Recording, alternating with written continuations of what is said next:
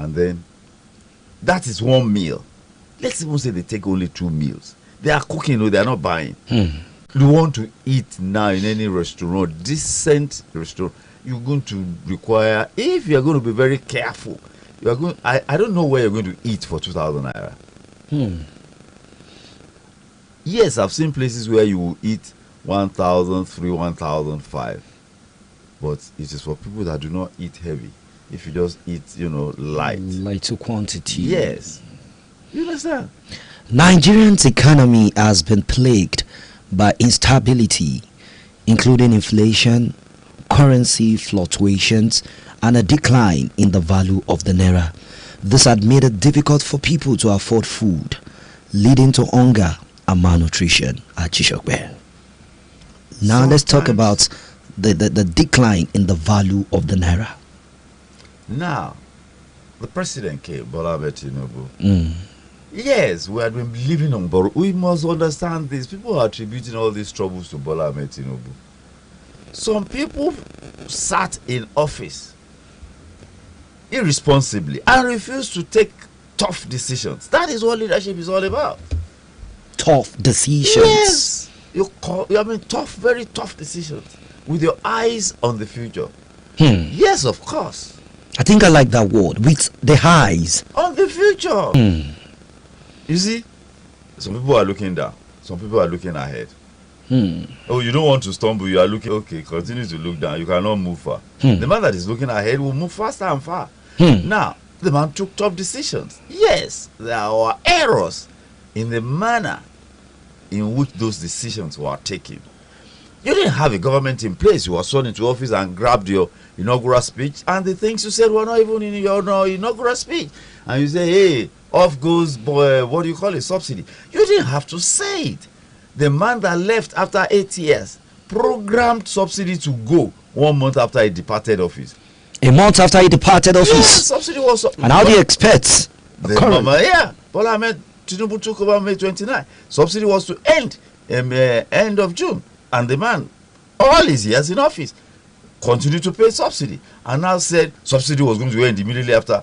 I mean, that is passing the buck. That is irresponsible. Yes, the man didn't have to announce it. It was already programmed. You understand? The thing will just have taken effect. And people will say, what happened? They say, no be me. There was no provision for subsidy. You understand? We are only just shifting the blame to President Bola Ahmed Tinubu for, announcing it. We did. The manner in which he went about it. He didn't have to announce it. There was no provision so for if I knew what is on ground, why would you announce? Well, sometimes people get excited. You are sworn in and you look at it, I'm President Commander-in-Chief. And then they went ahead and say, hey, the 2 windows of exchange. Yes, we needed to, balance things out. But there were 2 legs. There was, can you put a pot? You want to cook, then you put 2 pieces of stone. The pot will not stand at all. So there was no third leg. Mitigation of the consequences of those 2 actions. And the terrible thing was that there was even no government in place. It was the only one that had been sworn in. No government in place. So your pronouncement, when you speak like that, you are not speaking to yourself. You are not speaking to Nigerians. You are speaking to the whole world. You are speaking to the business world. And they will react immediately. You are speaking to the economy. You are President Commander-in-Chief. Your pronouncements are tantamount to law. Because everybody will react to it and see how they fit in and readjust. And the market reacted immediately. I will never forget my location that day. Immediately I just come out and say, hey, where are you? He said, do you have kegs in that car? He said, no. How far are you from? We'll go home and get 1, 2, 25 liter kegs and fill that car tank and buy 25 liters. Before then, I've been trying to buy power banks because I knew we were not going to be able to be using our generators anyhow. You understand? This is Nigeria. This is Nigeria. So, so those things, the way you went about it, good intentions are not enough. They're not ever enough. When we hear good intentions, we must see good intentions. And then you get the buy-in of the people. Yes, understood that even after he announced, it was Shebi will continue to pay subsidy after some time, resulting from the devaluation of the naira. And all the gains of subsidy removal were almost lost until the markets. Researchers have told me that those who sustain us food-wise are the subsistence farmers. And who are the subsistence farmers? Those who have 2 hectares, 3 hectares. It is their way of life. Go and ask them, those farmers, go and ask them, how much did you impute into the cultivation of all this? They cannot give you an account. Is a businessman not going to have the facts and figures of his business officer? They are doing it as a culture. That's the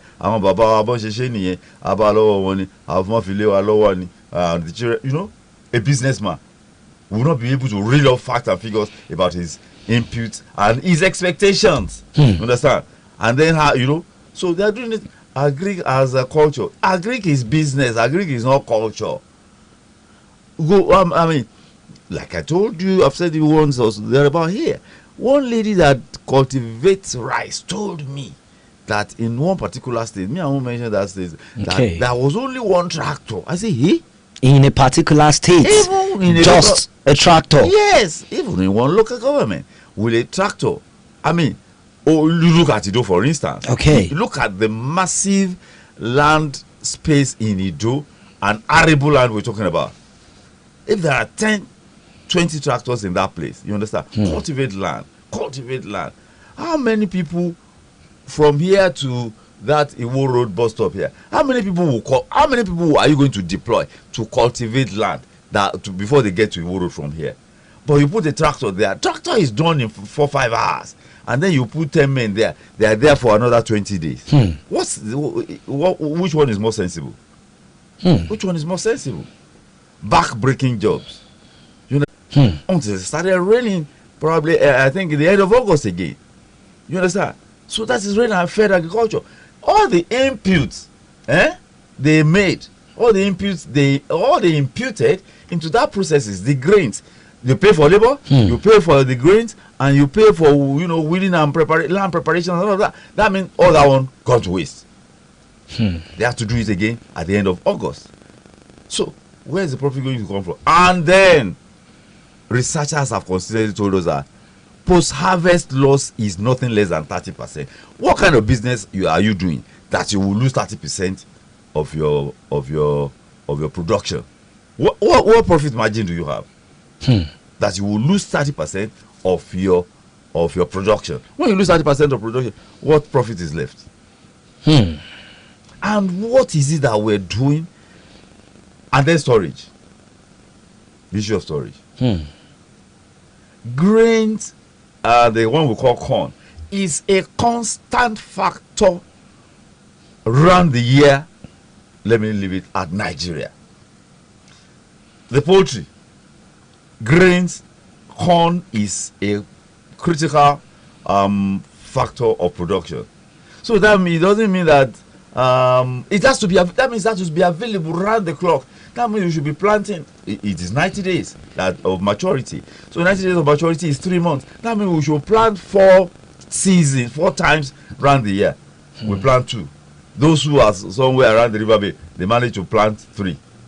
And so at a particular time in the year, grains will be so expensive, and it will drive up cost of poultry production. Either the cost of feed, the cost of, you know, everything that has to do with grain based. And that is a source of protein, critical, you know. So that one is there. No storage. Everything that we grow and we have it, we're either eating it or so we eat everything up. Same thing with tomato and all other things. No storage. Oyo State has been trying to build storage in somewhere in around Oyo for God knows how long since the days of Governor Ajimobi. They have not completed it. You understand? No storage. Ajishokpe, governance and accountability are essential components of a well-functioning democracy.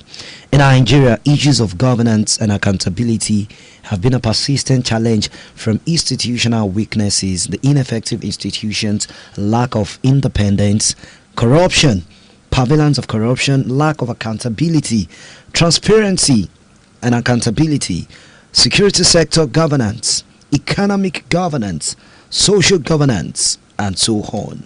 Now, to address these issues, We believe Nigeria needs to strengthen this institution and promote transparency and accountability.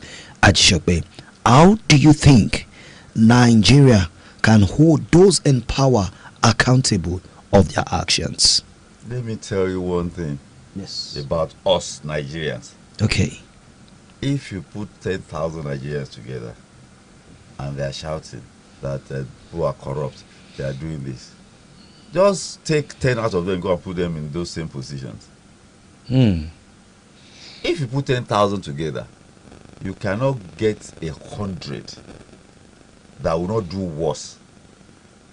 It is just that they have not had their own opportunity.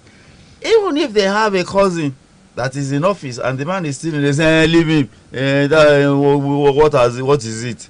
What about those who stole before him? What did you? Can you imagine? They will say, what about those who stole before him? What did you do to them? Why is it now it's his own talk that you want to jail him for corruption? What kind of people? Look, the issue of this thing we call corruption.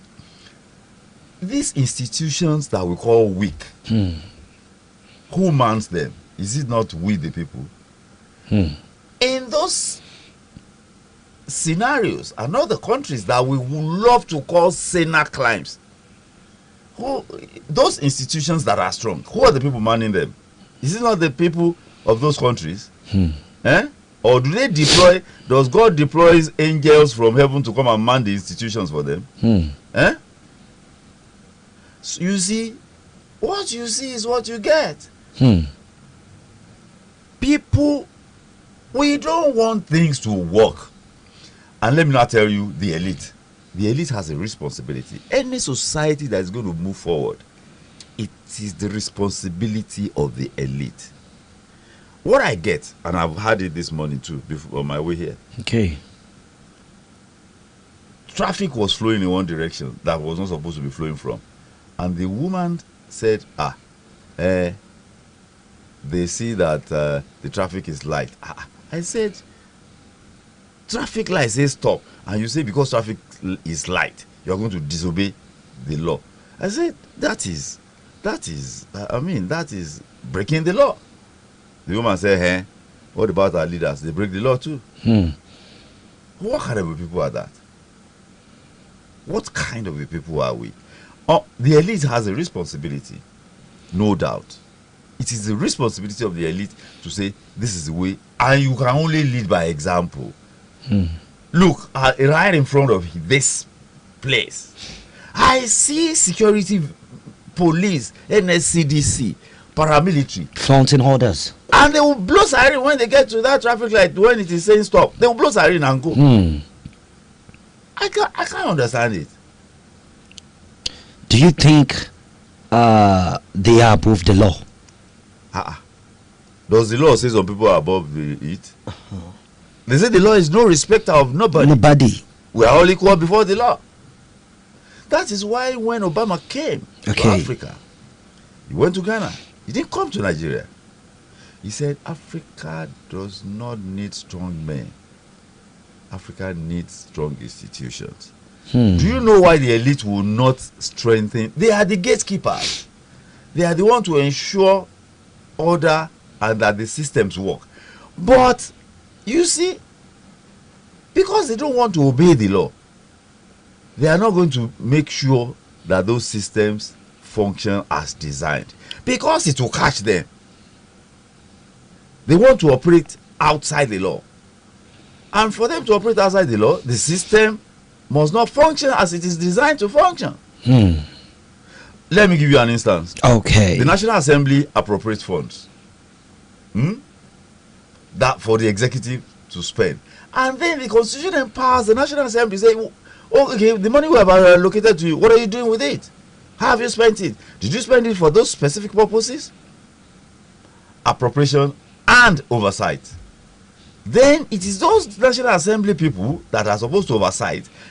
In their oversight functions, they will go to those ministries, departments, and agencies. When they will give us work, they will give us contract. They will collect contract. They will not execute fully. They will go on oversight functions.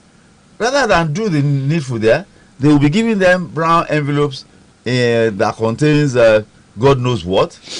And then the people in that ministry, after servicing the committees of the National Assembly and grazing their palm, of course, they will now take their own. You understand?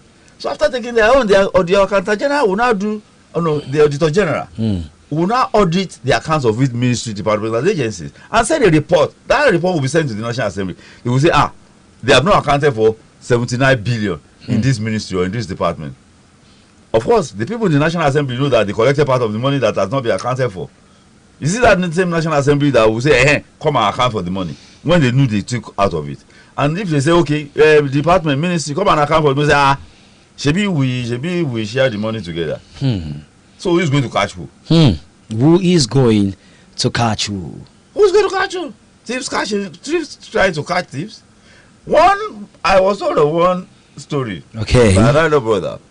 There's a manager of, all these farm settlements that government used to own. Okay. The farm manager. The man will come from the ministry, supervising ministry. He will pack crates of egg for the man. Every time the man visited, he will pack crates of egg, he will pack chicken, he will pack poultry products, he will give him farm products. Then they did all these reports, and then they sent the query to the farm manager. The man took the query to the minister. Said, what kind of query is this? You come, I pack poultry product. I pack a case of egg for you. I pack. Am I the ones laying the eggs that I'm giving to you? He said, take the eggs I give you. Am I the one laying them? So everybody is compromised. All right, thank you so very much, Ajishokpe. Quick one. As the year comes to a close, expectations for Nigerians, democracy and governance are high. So we need to do the needful. By addressing these areas, Nigeria can build on the progress made in consolidating its democracy since 1999 and create a more stable, prosperous and democratic nation. On this note, we will be moving straight to the next segment of the program. Let's take a look at the headlines making the rounds on our national dailies this morning. You're talking about democracy. Yes. We are an impatient people. We are very lenient. We are adept. Impatient, you mean? We are impatient. People think of democracy as an event. Democracy is not an event. Democracy is a journey. That is why people think that democracy is about voting every 4 years. Democracy is more than that. Democracy requires your participation. Full participation. You have to participate. Not just another 4 years, then you start campaigning and start voting. That's not participatory. Look, they say vigilance. Eternal vigilance is the price to pay for liberty. Liberty is we go to polls and say, this is the man we want. We must guard it jealously. And people must understand that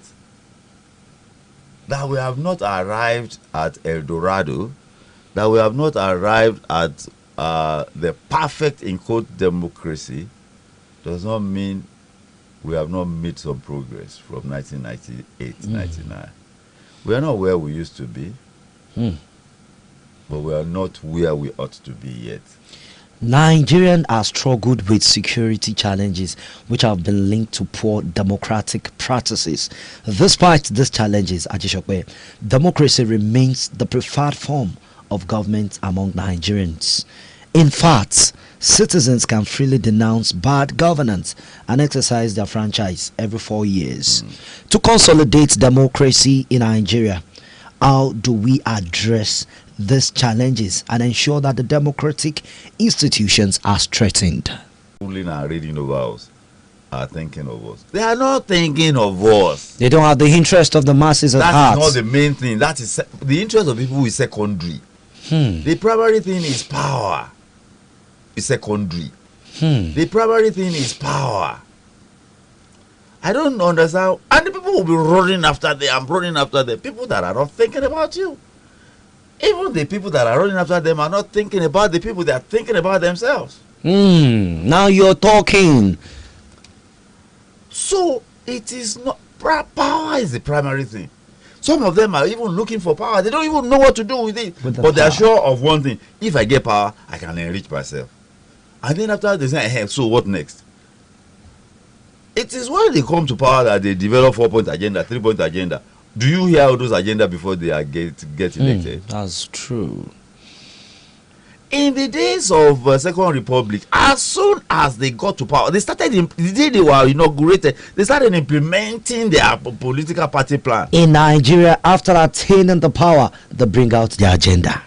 They start thinking of the agenda because the primary agenda is grab power, enrich yourself. Because when you enrich yourself in Nigeria, you will sustain. That is why they have to take so much. Because I've been asking myself, why do these people have to take so much? What are their needs? What are even their wants after needs? They don't need so much, but they need so much to sustain themselves in power. Because Babangida has unraveled us as Nigerians can be sorted out. Just get them something. We want processes in Nigeria. We want results in Nigeria without processes. One young man will always tell me, he will say, because you are in a hurry to have a child, does not mean that if you impregnate nine women, the gestation is 9 months. He say, because you are in a hurry to have a child, it does not mean that if you impregnate 9 women, the children will come in 1 month because you have impregnated 9 women. He says it's the same cycle. That is processes. But we want results without processes. The political parties are the ones to educate the people. This is democracy. This is governance. This is the way it should go. That is what we had before. In the days of SDP, in the days of NRC, in the days of UPA, a little to the left. You understand? A little to the right. Even in the days of UPA, I recall secondary school children knew the 4 cardinal programs of, what do they call them? UPA. And if you went to Lagos, they were doing it. If you went to Ondo, they were doing it. If you came to Oyo, they were doing it. Oyo today and Osun, they are in the same party. Are they looking like there is a plan of the party manifesto that they are implementing? Lagos is APC. Ogun is APC. Is it looking like they are implementing a particular what do they call it? A particular party manifesto? No, it is the individual manifesto of the governor that is delivering. Except for in Lagos, there is a development plan. You understand? Lagos has a development plan. So every governor must operate within development plan. What is development plan? Our governor has, I think they say stakeholders the development plan. But is it known to you? Is it known to you? It must be possible publicized so that you have the buy-in of the people. You understand? When you have the buy-in of the people, then collectively we will work towards achieving that vision. The Bible says if there is no vision, the people will perish. Is that it? There must be vision. Just let Emma tell you, where are we going? Emma tell you, where are we going? We have a responsibility as individuals.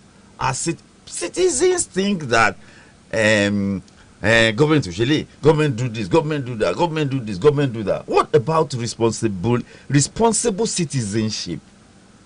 People will wake up and throw. People will wake up and it is drizzly, and they will bring garbage from their homes and throw it in the drainage. And then there will be a flood. They will say, hey, oh, we will flood. Hey, we don't see. How did you get there? Something baff. And government too has its own shortcomings. Just go from Molete to Ojo, or go from Molete to Iwo Road and count the number of bus stops that are built into the road. And yet traffic people, OITMA and police will be harassing them for stopping to drop passengers. Where are the bus stops? I ask, who are the people that designed those roads? That is the question. I don't know. I don't understand. Nigerians, we have the law already. So why are we still keeping some people to still checkmate the law? You see, okay. Would they catch a special assistant to the governor if he parks anywhere? We'll just flash his ID. Aberration. And then they will just go scot-free. Somebody told me many years back, he didn't have driver's license, he didn't have papers for his vehicle. I said, why are you behaving like that? He said, Taluma Mumi. He said, anywhere I go in this country, I flash my ID. He will just leave me and go. That's lawlessness. That's disorder. Anarchy, Loma results. Anarchy. Anarchy. Anarchy now. When everybody does what he likes. That's what I know. The son of a very he understands how it works. Young boy. He was offered admission in Canada. The boy said he was not going. You know something, ordinarily people, the son of a very rich man, he was offered admission in Canada. He said he was not going, that he was going to attend university here. Why? Because he thinks he does here. If he does a tenth of it, he will end up in jail in societies like that is order. On this fourth segment of the program, we've been discussing issue of hunger in Nigeria and also things that are attributed to democracy in the land. Haji Shokbe, to wrap this up, the fourth segment, I want to sincerely have your indulgence in this final question I'm about to ask you, your reaction. As Christmas approaches, many Nigerians are struggling to make ends meet, and the issue of hunger remains a pressing concern. The unfortunate reality: millions of Nigerians face hunger and food insecurity daily, and Christmas is no exception. The celebrations and festivities that come with the season are a luxury many cannot afford. Sincerely, Haji Shokbe, many Nigerians, according to my research, do not even know how to celebrate the Christmas. You see, maybe since I was 10 or thereabout, I don't know, all this celebrating Christmas and celebrating, Yuletide, it is good season. Yeah, I know, as a Christian, and then, Christmas and New Year roll into each other. It is good to celebrate. Look, in this country, we had lived on borrowed time for too long, and somebody must pay. We had been living above our means. Okay, ask some people, why are they riding SUVs, 6-cylinder, 8-cylinder vehicles? Not because they need them. I'm talking about functionality. Functionality. You buy a car, why do you buy it? It serves your specific purpose, not I have arrived. You drive a car, you are a salary earner. You don't earn $1 million. You don't earn even half a million. The body, but also the mind and spirit. It can lead to malnutrition, stunted growth, and even deaths.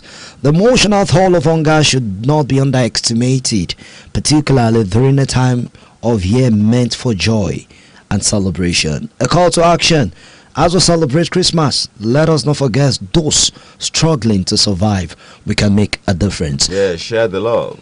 Quick one. Let's go on a quick commercial break. When we come back, we will be moving straight to the national dailies. What is happening in Nigeria and also across the nation? It is me and Haji Shokbe. Thank you for staying tuned. Redemption song. You are locked into Erie 96.1 FM, the majestic station that rules the sound waves.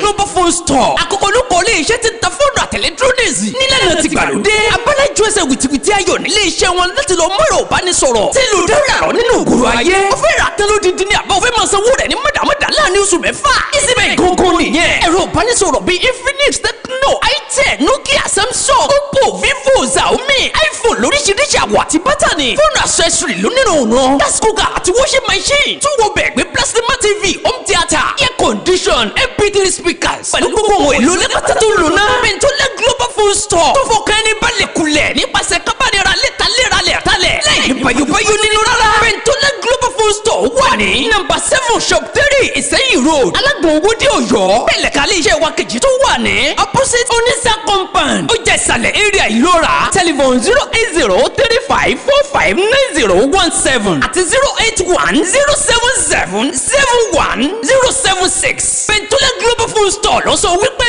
ra fóònù lónìí àti electronics lọ́dọ̀ wa. Ó bẹ̀rẹ̀ sí ní máa jayé ọlọ́ba.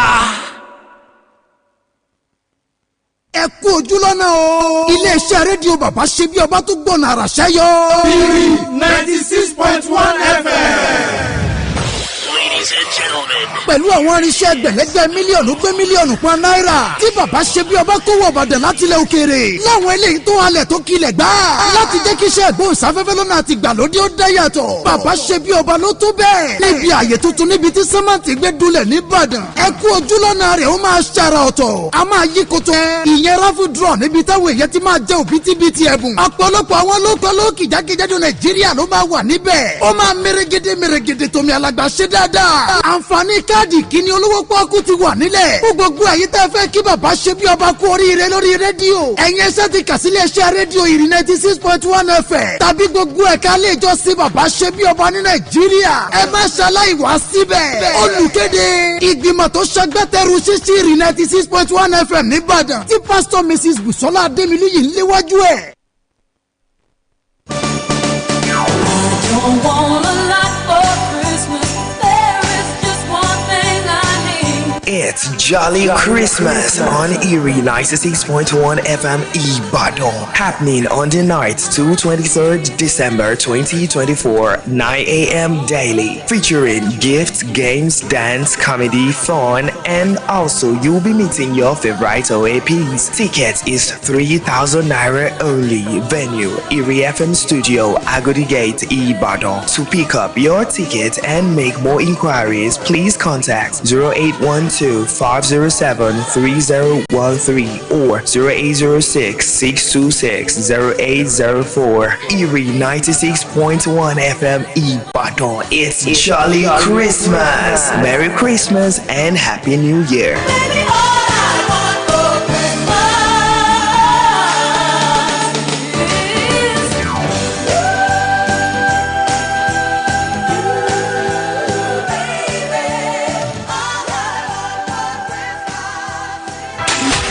Feeling stuck? Need a boost of inspiration?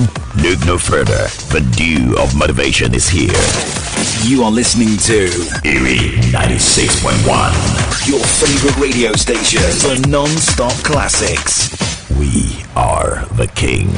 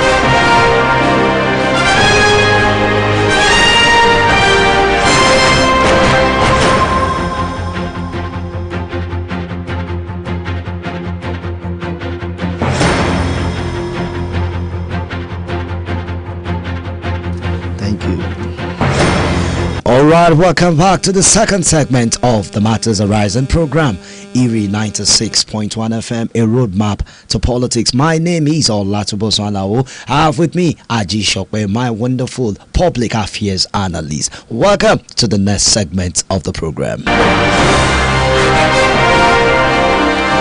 Now let's take a look at the headlines making the round on the Punch newspaper this morning. On tax reform, Northern senators divided as stakeholders form panel. Federal government warns of new COVID-19 variant sec confirmed in 29 countries. Federal government bows to prayer, pays ex-servicemen entitlements. National Assembly NGC's allocations eat 564 billion naira in October.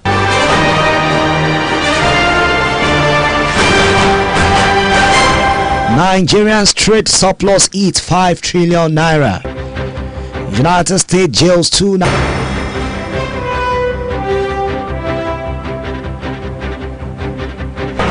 Kwara Senator seeks inclusion of retired PS in policy making. Foundation supports special needs children. Insecurity, 8,000 schools enroll in Safe Schools initiative. And for defiling 11-year-old daughter. On the Christmas Eve celebration, stop exceeding 100 km per hour on expressways. Federal Road Safety Corps wants motorists. Anambra, 2 injured in police hoodlums gun battle. 6 die in Oyo multiple road crashes. Tax reform bills to boost state revenue by 976 billion naira, report says.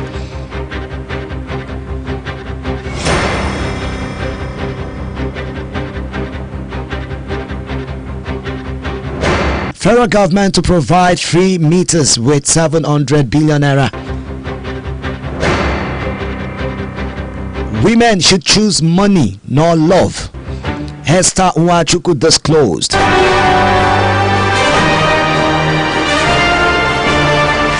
Sanusi calls for calm after Kanu Palace siege.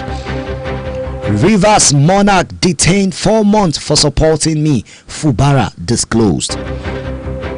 Shetima urges Central Bank of Nigeria banks to address arbitrary POS charges. Suspected killers of Ayedatiwa's campaign director arrested. And on sports, Premier International School to represent Nigeria at Britannia Cup. Still on sports, Joshua shortlisted for 2025 British Boxing Awards. Finally on sports, Nando's target WAFCON glory. And Mafana report says Tinubu Atiku orders Mon Ibadan cleric Sheikh Bello. Now let's have a 2 days of the headlines we read to you. Do not forget, this is Erie 96.1 FM. Matters are rising. A roadmap to politics with Olatunbosun Alao. The tax reform is what we'll be looking into this morning on our Punch newspaper. As Northern senators divided, stakeholders form panel. The controversy trailing the tax reform bills currently before the National Assembly has divided the Northern caucus of the Senate, as some senators from the North have been endorsed by the pews. According to Saturday Punch, the development is a complete departure from the situation a few days ago when the majority of Northern lawmakers in the Red Chamber rejected the controversial bills. The bills comprising the Joint Revenue Board of Nigerian Establishment Bill 2024, Nigerian Revenue Service Establishment Bill 2024, Nigerian Revenue Service Establishment Bill 2024, and Nigerian Tax Bill 2024 have been at the center of controversies since their introduction to the National Assembly. President Bola Tinubu on October 3rd forwarded the 4 executive bills to the National Assembly for consideration, aiming to implement significant tax reforms. The Northern governors rejected the bills, describing them as dramatic. Following this, the National Economic Council, Nigeria's highest economic advisory body, requested that they should be withdrawn from consultation. There is more to that story. The headline says tax reform, Northern senators divided as stakeholders form panel. But now that stakeholders form panel having not The man you interviewed, Badijoko Olatunbosun Mr. Sumbo. I asked him last week, I think it was last week or the week before. I said, so will the president succeed with this bills to be enacted into law on, they're not going to tamper with it. He said, and the man said, as long as Akpabio and Tajuddin Abbas remain the presiding officers of the two chambers, the bills will sail through untouched. And you see, I believed him.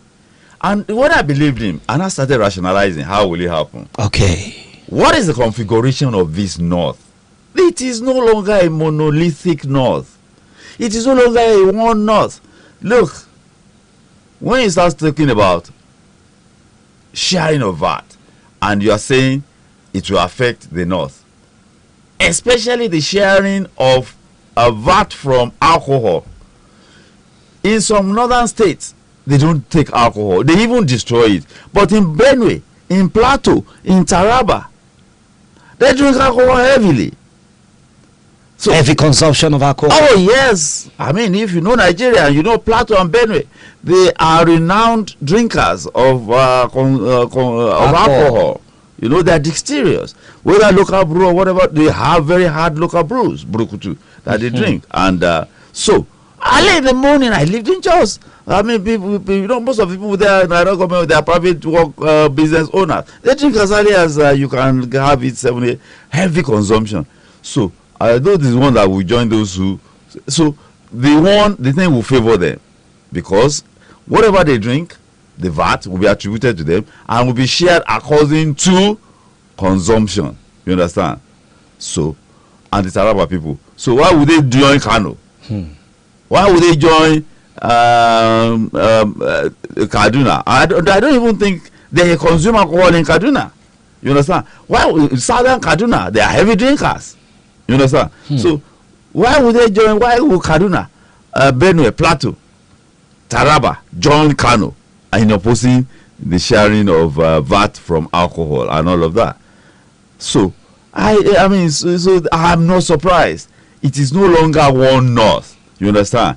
They are talking about interest. Does it take care of our interest? No. So why would we follow the one North syndrome? So it is going to divide the North.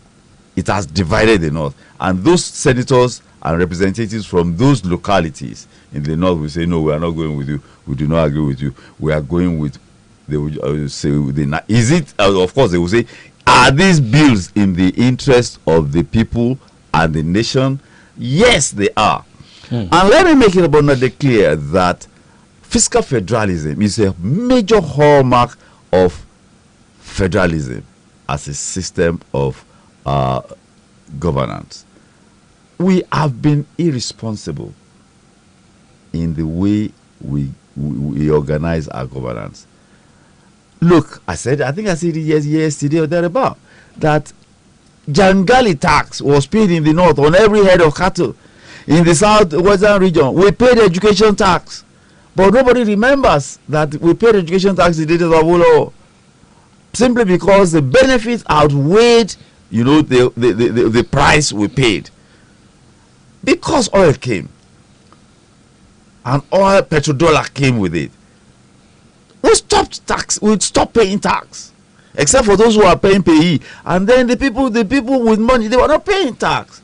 So and one thing I like about this is that when people now pay tax, and when people know that it is what you contribute that you will get. They say Ajotoba Koloma Ada.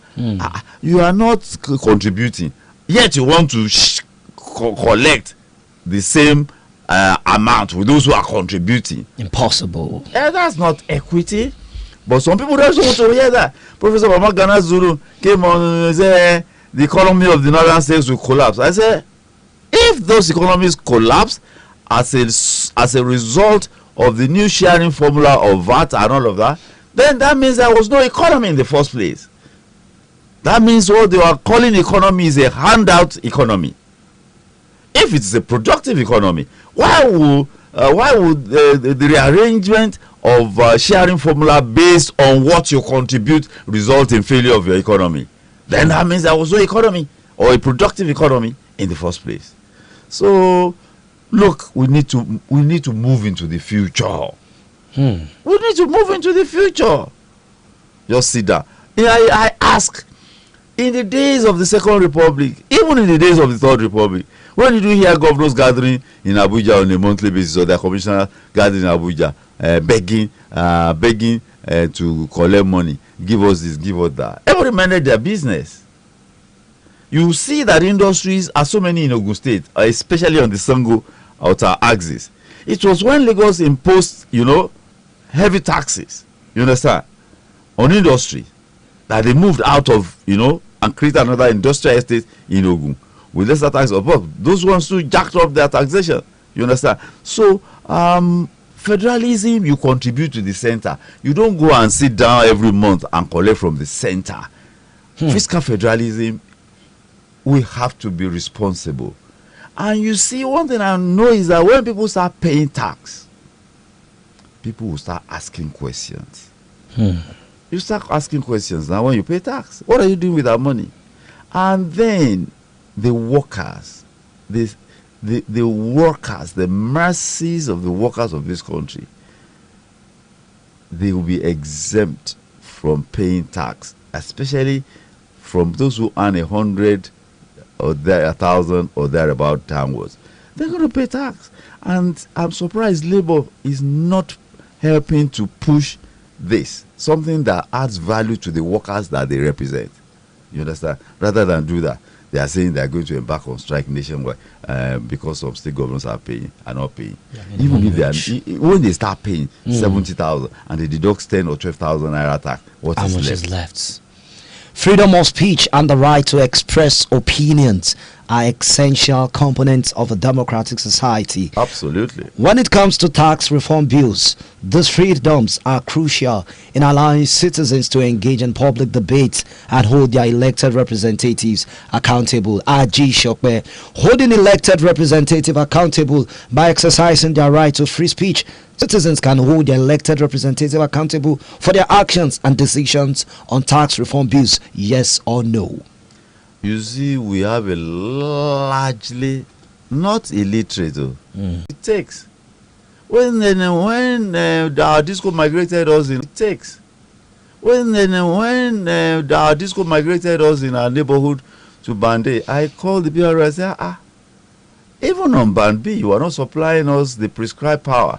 You now migrated us to Band A. I said, this one will not be taken lying low. We have the option of going to court and pursuing things legally. It's going to take time. It's going to take a lot of effort. That is what we do not want to do. We want results without processes. It does not happen that way. It does not happen that way. You have to, there's always a price to pay. All those societies that will cause sinner crimes, they have paid the price over a period of time. So we have to eternal vigilance is the price for liberty. We take this thing for granted, Those who fought for democracy in this country, people paid with their blood, people paid with their limbs, people paid with terrible experiences. Have we forgotten? Have we forgotten what we went through under the Abacha regime, under the Babangida regime, to get the military out? And some people were demonstrating during the hunger strike that military should come back. Of course, they don't know what they are doing. For consensus to be reached and also to capture all interests and come up with what will work for Nigerians, the Northern Caucus confirmed that they were not calling for the suspension of the bills, but rather ironing of the grey areas. To Bosu. What do they call them? National Assembly. The president brought 4 bills. Rather than sitting down, and when the president brings appropriation bill, maybe they sit down. Any bill, they sit down, look at it. Is this good for us? Is this good for Nigeria? What should we do to improve on it? Rather than do that, Ningi and what do they call Dume? They were going from radio station to radio station. It is dead on arrival. It is not acceptable. It will impoverish the north. It will destroy the northern economy. Is that what they're supposed to do? Maybe you take the what do they call them? The bills. They are bills. The president sent them as bills. It is you, after processing it, that they turn into acts and laws of the land. Rather than do your job that you are elected to do, you are going around holding press conferences and addressing and making political statements without sitting down and scrutinizing the laws. They are not even laws, they are bills. They don't become law until the two chambers of the National Assembly pass it. Public Affairs to Governor Abdullahi Sule of Nasarawa State said the North observed that the bills would only be favorable to states in the southern parts of the country. Why is it favorable to them? And that is why they're kicking against it. They said, no. Abdullahi, that same governor said that, look, let's be sensible about this. The National Assembly, two chambers, they are the representatives of the people. If there are concerns from certain areas, you see all these blanket statements that it will be only beneficial. Beneficial in what sense? Beneficial in terms of derivation? That means it is what you contribute. They can say, okay, don't do it wholesale. Let's do it, let's calibrate it. This year we'll do 60-40. Next year we'll do 50-50. The year after we'll do 40-60. You understand? They are there to negotiate the interest of the people they represent. We are not campaigning for election. This tax reform bill recently introduced by the president. The proposed reforms aims to simplify the tax system, enhance compliance, and create a more business-friendly environment. Is that one in the interest of Nigeria? The reforms also seek to address the country's low tax to GDP ratio and promote the lowest in Africa. So why are we still having brouhaha shenanigans from the house? Shenanigans, political shenanigans, purely political shenanigans. And let me make this clear. When those elites in the north say in the interest of the north, it is a bloody lie. Nigeria since 1960, for how long has northerners ruled? Tafawa Balewa was prime minister. He was in charge, not the president. Murtala was in charge just for 6 months. Obasanjo took over. Shehu Shagari took over. Buhari took over. Babangida took over. Abacha took over. You understand? How many years? What have they done? Why do we now have an army of unskilled, uneducated, the ones they call Amanjiri, the time bomb, that are causing havoc in the north? Why didn't they provide them with education? Who is responsible for that? Is it even the president? It is the state governors. And of course, southern people are not governors in the north. It is the northerners that are governors in the north. What happened to UBEC since the days of Obasanjo? What happened? Everything provided. There is even a provision in the law that those who do not send their children to primary school are liable to be fined or jailed. Those children, millions of them, tens of millions of them, they have never been to primary school. At a point in time, we went on excursion to northern Nigeria in 1979. I will never forget the Historical Society of Nigeria. When we got to Niger State, bigger than what is Niger State now, bigger than what we have now, had secondary schools. The entire state has secondary school, lesser in number than the secondary schools between Molete and Okebola. All they had was government secondary schools, GSS. Whereas from Okebola to Molete, you had schools established by missionaries, you had schools established by individuals, you had schools established by communities. Between Molete, you know the number of schools now: Yejide, St. Anne's, Ibadan Grammar School, People's Girls, St. Teresa's,